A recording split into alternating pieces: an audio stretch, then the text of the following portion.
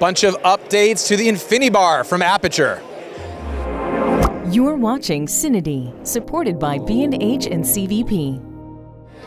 Hey everybody, Graham Mailer-Sheldon here from CineD.com. Welcome back to CineGear 2024, and I'm next to Ted from Aputure to talk about the INFINIBAR. How's it going, Ted? Doing good. Great show. Walk me through, there's been some different kit updates with the INFINIBAR. What's going on with this product? Absolutely. So I think pretty much since we started, everybody's been asking us for the Aputure tube, right?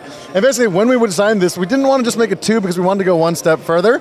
The main problem that we see with a lot of tubes is that you can't connect them seamlessly, and a lot of the time when you're actually trying to design them, you can't make expandable shapes with them as well too. So what we have is we have the INFINIBARs. These can connect together seamlessly, and you can now create one bar of light that can be able to do effects, so like a dot or something like that can go from one side to the other side.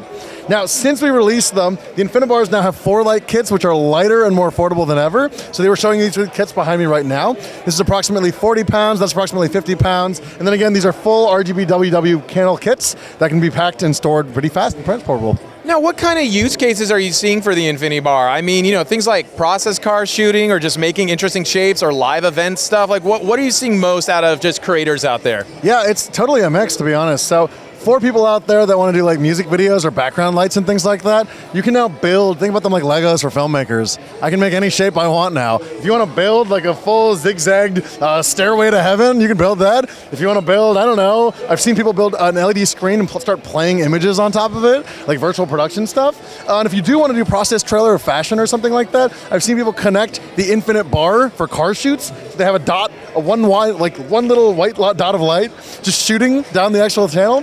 So many effects that are possible here and that are now made possible with the INFINIBAR. Okay, so I remember you launched with an 8 kit. Does that sound right? Yeah, and now you're at the 4 kit, and you can obviously buy all this a la carte. Diving a little bit further into the 4 light kit, though, does it include some accessories with that bundle? What kind of stuff? So basically, the 4 light kit actually has, again, it's 4 kits. You can get the 2-foot kit or the 4-foot kit. They come with new accessories and things like this. We have the tilt mount here that can be shown here. This allows you to use it basically like a baton, or you can basically hang it upside down, be able to get some of that going here as well. We also have the new power adapters and the new battery adapter as well, too. So all INFINIBARs, they have built-in batteries. You can power them this way. They also have power pass-through, so if I plug them in, one power adapter can power up to 20 1-foot INFINIBARs in one single line if it's a closed loop. And then beyond that, too, if I do want to power it off of like V-mount or gold-mount batteries, in addition to the internal batteries, we have a separate battery adapter that powers that as well, too.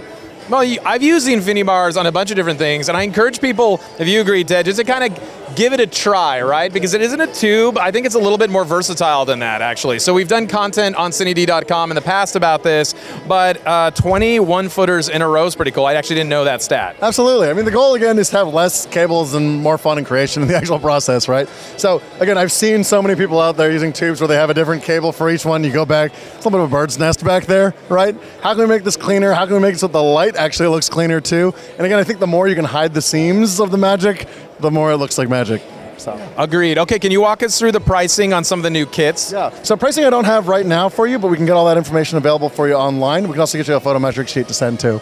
Sounds good, and I imagine shipping fairly soon, if not now? These are available starting this week, so they're available at your local retailer no matter where you are in the world. Okay, so that's this week as of June, 8th, 2024, here at CineGear. Ted, thank you so much. Always a pleasure talking to you. Thanks so much, Graham. Appreciate it. All right, that's it for us at the Aputure booth here at CineGear 2024. Stay tuned for more continuing coverage from the show. If you have time to hit like and subscribe, Ted and I would really think that was cool. Thank you. That's good.